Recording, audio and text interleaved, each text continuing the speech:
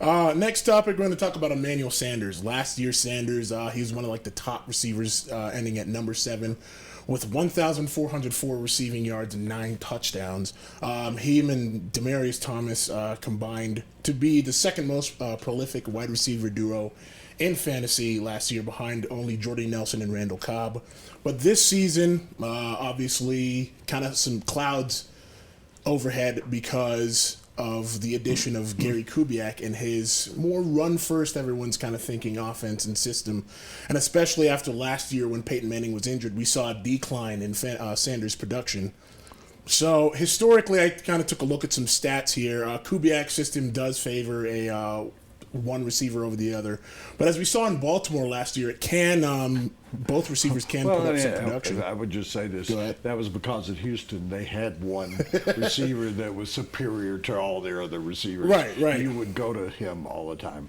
Exactly. And I was about to say that the talent, when he has the talent, he generally gets both receivers into the mix. You saw it last year, like I said, with Steve Smith and Torrey Smith.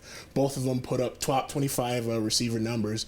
And if you look at the 1998 Broncos season, if you guys remember, Rod Smith and Ed McCaffrey went bonkers that season. So it's not impossible. Sanders has talked about his new role a little bit.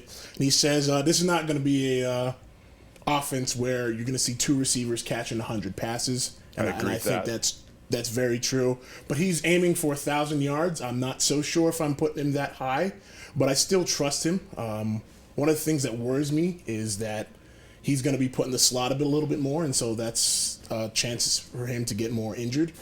And yeah, that's the one thing that bothers me. Yeah, he can get injured in the slot. Put him in harm's way, truthfully.